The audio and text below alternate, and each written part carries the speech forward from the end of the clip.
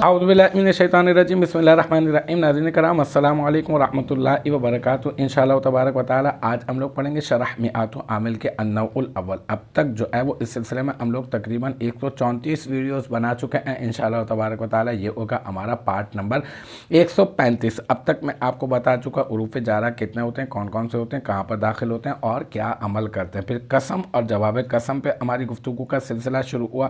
میں مختصر کرتا ہوں کیونکہ دعویٰ پہلے ہو چکا ہے پہلے والی عبارتوں میں، اور جو ہے وہ اب ہم لوگ جو ہے وہ مثالیں پیش کر رہے ہیں۔ اچھا، تو دعویٰ تھا وہ میں نے پیچھے ادھورا بیان کیا۔ میں نے کہا کہ کبھی کبھی جواب قسم محذوف ہوتا ہے۔ کب ہوتا ہے؟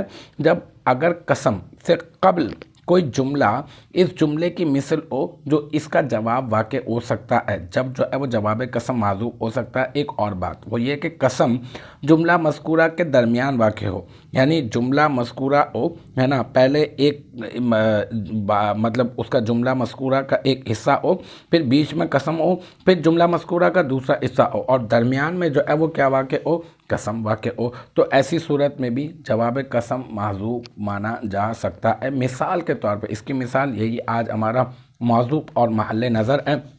یہ عبارت میں نے اسکرین پہ چلوا دی ہے۔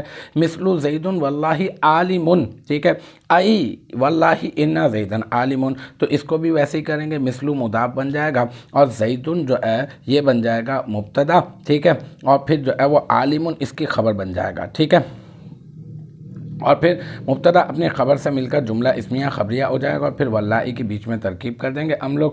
واو، اس میں واو حرف جر قائم مقام اقسم فعل، اس میں انا ضمیر مرفوع متصل مستتر اس کا فاعل، اللہ اس میں جلالت مجرور قائم مقام مفعول بہ، اور پھر فعل اپنے فاعل اور مفعول بہ سے مل کر جملہ فعلیہ انشائیہ قسمیہ ہو گیا، ٹھیک ہے نا۔ تو اصل میں اس کو یوں بھی پڑھا جا سکتا ہے، یہ بن جائے گا مفسر بن جائے گا، ٹھیک ہے نا۔ اب اس کی تفسیر کریں گے ای کے ذریعے سے، ای حرف تفسیر ہو جائے گا، اور واللہ انا زیدن عالم، اس کو ہم لوگ جو ہے واو حرف جر قائم مقام اقسم فعل، اس میں انا ضمیر مرفوع متصل مستتر اس کا فاعل، اللہ اس میں جلالت مجرور قائم مقام مفعول بہ، فعل اپنے فاعل اور مفعول بہ سے مل کر جملہ فعلیہ انشائیہ قسمیہ ہو جائے گا۔ انا حرف مشبہ بالفعل، زیدن اس کا اسم، عالم اس کی خبر، پھر انا اپنے اسم اور اپنی خبر سے مل کر جملہ اسمیہ خبریہ ہو کر یہ بن جائے گا جواب قسم، اور پھر یہ قسم اور جواب قسم مل کر یہ بن جائے گا مفسر۔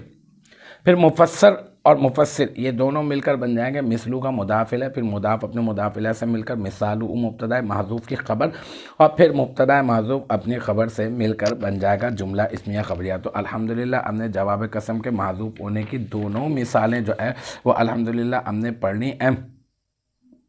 انشاءاللہ تبارک و تعالی نیکسٹ ٹائم اگلی ویڈیو اگلی کلاس کے ساتھ ملاقات ہوگی۔ جب تک آپ اپنا بہت خیال رکھیے گا۔ وآخر دعوانا ان الحمدللہ رب العالمین۔